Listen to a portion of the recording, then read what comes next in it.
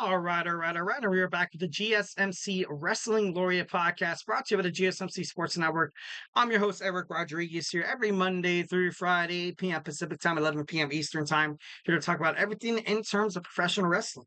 So, guys, just to kind of reflect on what we talked about right quick, we had our WWE SmackDown review, then we had our WWE Monday Night Raw preview. And now we're going to talk about my wrestling power rankings, the men's top 10. So yeah, let's go ahead and dig on into the subject matter. It's going to be awesome. Obviously, if you guys have any, deciphering also your guys's, takes in terms of who you think should be on this list, make sure you hit it up. Make sure you hit it up 1,010%. All right, but before we do any of that, I want to remind you guys to hit up this super chat box. It's super awesome. Hit up your super stickers because you guys are super awesome. Send in your message, and I guarantee it will be seen. It'll be talked about. It'll be featured on the show. Plus, it's a great way for supporters to support our channel. Your support means a lot to us, a hell of a lot to us. Keeps the lights on, and it brings us even more wrestling content that you guys love so much. And if you guys are, not down with the super chat, we are also still at the GSMCpodcast.net. Hit up the tips and donations link at the GSMCpodcast.net. Obviously, Superman punch that like and subscribe button to the show. Also follow the show, follow the network here at the GSMC Sports Network. We do love a lot of peace, love, and positivity 1,010% of the time. So go ahead and hit up that. And all will be well. All will be well. Honestly, just can't wait to find out what you guys have to say in terms of professional wrestling. So yeah, make sure you hit up that link, yo.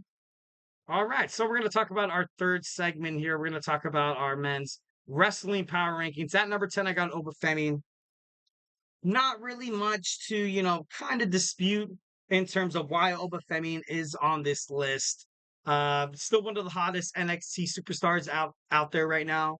The North American champion. He's right there catching up on Wesley's reign. And it's, I feel like it's kind of, it's kind of forthcoming. I think for sure it's gonna happen.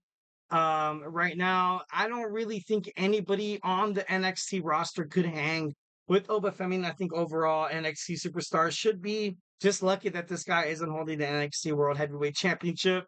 So this is why I feel like he will never leave NXT. I feel like he's such a dominant competitor. I feel like he's, I don't know, he's just that steeple in terms of, what NXT has to offer, especially when they make it back to this, when they make it to the CW in terms of television streaming time and stuff like that. So at number 10, I got my man, Oba Femi. All right, at number 9. I don't know what's happening, right?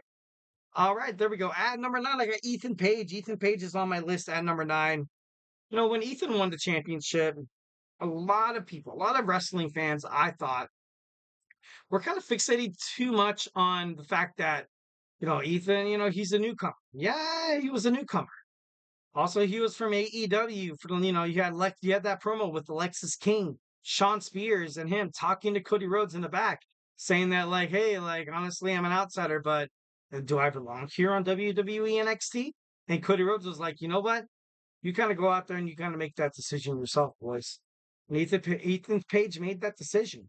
He took the title away from Trick Williams at NXT Heatwave. Now, obviously, it was a fatal four-way match. You had Javon Evans, you had Sean Spears, which was kind of weird because when Trick Williams went to go break up the count, Sean Spears held him back, which was kind of like, okay, why do you want to do that? But overall, I feel like Ethan Page is a pretty special superstar.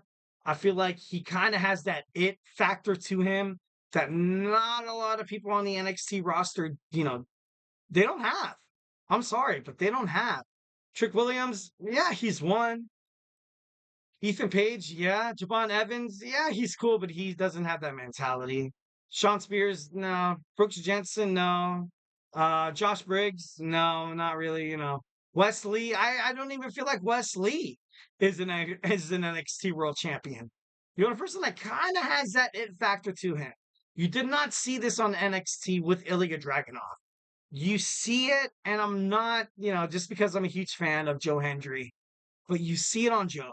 You see you just see all the hype with Joe Hendry. I feel like he would be an amazing champion. I feel like he's made to be NXT champion, the first ever TNA superstar to open that forbidden door and to claim himself as a WWE champion. And I don't know. I feel like it's a rim rat. I feel like it's the future. I feel like it's going to happen. And Ethan Page is going to usher in that. And obviously they met each other before inside of TNA. But I don't know. It's kind of crazy. At number 9, I got Ethan Page. At number 8, obviously one of my favorites to be on right now. The crazy, the sadistic, the always willing to do anything to surprise the fans. Also get him going. 1,010%. Mark Risco, the Ring of Honor World Heavyweight Champion, is one of my favorites to do it. He's kicking ass. He's doing great. I would put him number one every single time, but that would be like super biased, more biased than this list could possibly already be. But definitely love Mark Risco 1,010%. Think he's doing a great job as the face of Ring of Honor. So 1,010%, give him some credit. All right, next we have the LA Knight. The LA Knight, the United States champion is, once you have Logan Paul lose the championship at SummerSlam, which I didn't think was going to happen. I didn't think it was going to happen, but, they put the strap on LA Knight. So now who's he going to face next? My speculations is Carmelo Hayes, maybe Andrade in a triple threat match. Who knows? It's been a while since we saw the United States Championship belt being, defended in a triple threat match.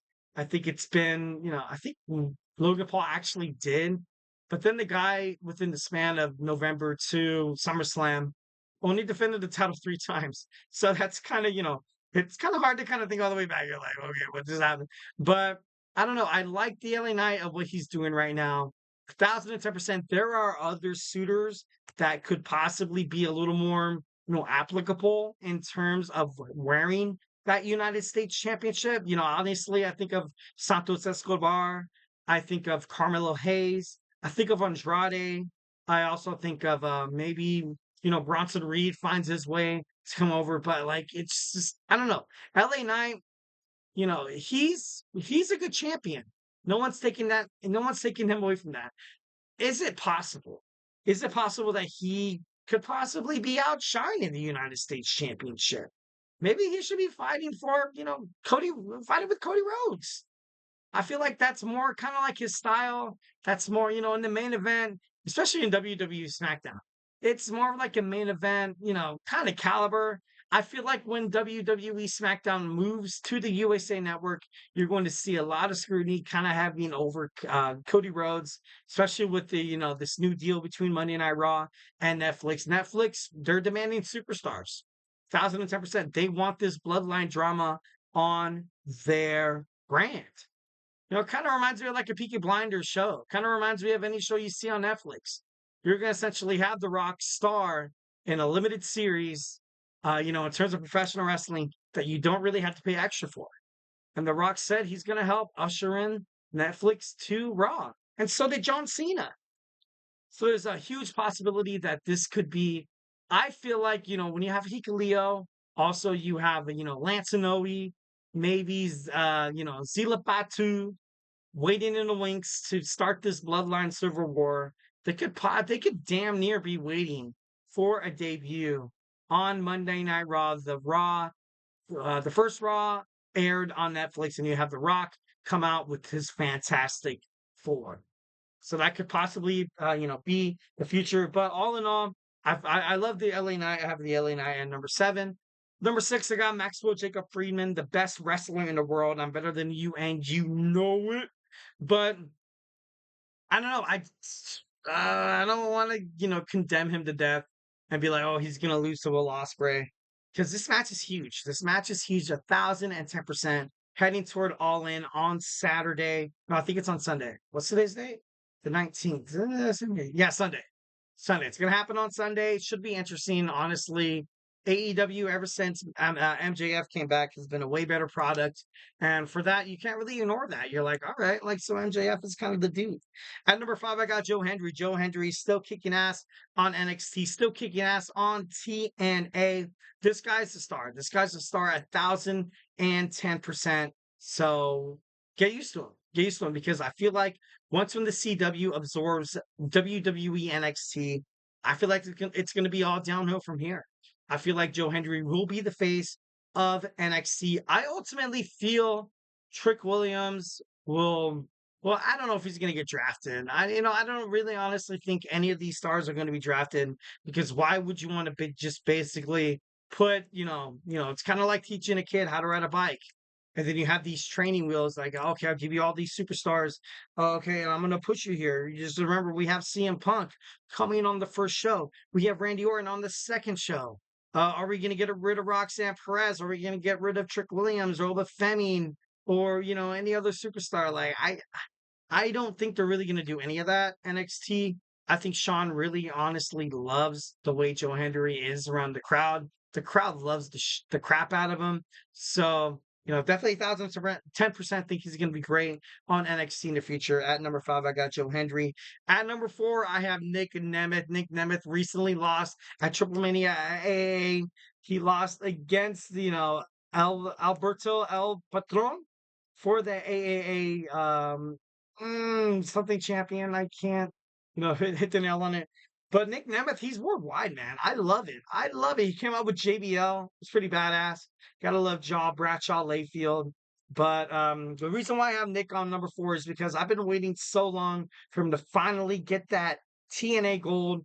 Honestly, don't want to see him lose to the Josh Alexander at Emergence. But they have a planned Iron Man match, so it should be pretty awesome. But as this moment has, I have Nick Nemeth at number 4. At number 3, I got Braun Breaker. I got Braun Breaker so high because I feel like he's going to hold that WWE Intercontinental Championship for, well, like ever. Can anybody beat him? Can anybody just match up to the intensity that Braun Breaker has right now? He's not a heel. He's not a babyface. He's the perfect in-between superstar that is perfect for the WWE right now in terms of whoever's holding the damn Intercontinental Championship. And it's perfect. I think it's going to be great for bookings. It's going to be great for, future pay-per-view matches and stuff like that. You could put him against the heel and be like, oh, Braun Breaker's the babyface. Or you could put him against the damn near babyface and be like, hey, Braun Breaker's the heel. But in reality, he's like the perfect mix. It's a perfect bride in between. 1,010% a rising star it is that Braun Breaker is damn near making his family proud. Rick Steiner, Scott Steiner, representing the WWE brand with absolute flying colors. All right, so at number 2, I got Cody Rhodes, the American Nightmare. Still, still kind of having for me on the fringe a little bit. I read an article stating that he's kind of a boring champion. I don't think he's been a boring champion. I did think they pulled the gun a little bit too close on terms of Solo Sikoa, and all that kind of stuff. But WWE is kind of setting up for the big picture. It's to the point where this whole thing between the bloodline does it revolve around the WWE Undisputed Championship? I think not. No one gives a damn about the WWE Championship. All they care about is who's tribal chief and the little red chilies. Obviously, it's a pleasure to kind of have the championship on your waist. Yeah, sure, that's cool. But at the end of the day, Roman doesn't care about Cody Rhodes. He cares about taking what Solo Sikoa stole from him, which was the title of being the tribal chief in the Samoan dynasty, the Inoue family, the Mayavias, the Fatus. So, that's why I'm kind of like, you know what? That's why I feel like Cody Rhodes needs to have a storyline where he kind of comes out on his own. Maybe as a heel, as a babyface, he's been doing great, or maybe you have Kevin Owens. I don't know. I think Cody Rhodes is not really going to be, kind of linked to this new Bloodline Civil War that they're building up toward until maybe WrestleMania. But I don't know. Anything can happen, so it's pretty badass. At number 1, of course, I have the best there is, the best there was, the best there ever will be. My man Swerve Strickland, the main man, the AEW World Heavyweight Champion, on my power rankings as number 1. The promo he's been cutting, kind of promoting this Bryan Danielson match at AEW All In has been terrific. It's been absolutely 1,010% terrific. He puts himself in this heel spot where fans kind of like, yeah, you know what? I'm not too sure if I like Swerve. I'm not too sure if I like Swerve. But then at the end of the match at All In, you know damn well he's going to shake his freaking hand fans are gonna be like, "Oh, he was playing us the whole time. That's crazy. That's crazy." Like that's how I feel like it's gonna happen. And Swerve does such a great job inside the ring when he cut promos, when he did his, when he did his little smidge with Christian Cage, also Samoa Joe against the aerial assassin Will Ospreay, the former AEW International Champion. You saw first Strickland just, kind of like he seemed like that evil guy on the movie that was like, kind of petting his cat, kind of letting everything unfold in front of him. But at the end of the day, you're like, damn, this guy's a freaking genius. I'm sorry. At number one, we have Swerve Strickland, and I have no regrets. I love Swerve Strickland. Definitely think right now in professional wrestling, he is the number one wrestler in the world. All right, so let's go ahead and talk about our fourth segment. We talked about the dudes, we talked about the men. Now we're going to talk about the dudettes and also the amazing woman that is the wrestling. My Eric's wrestling power rankings, my women's top 10 moving forward. So grab your favorite drink, grab your favorite snack. Maybe for me it's Sour Patch Kids. Actually, today is National Potato Day, so maybe grab some potato chips in honor of this day. So yeah, join me in about maybe like 20 seconds.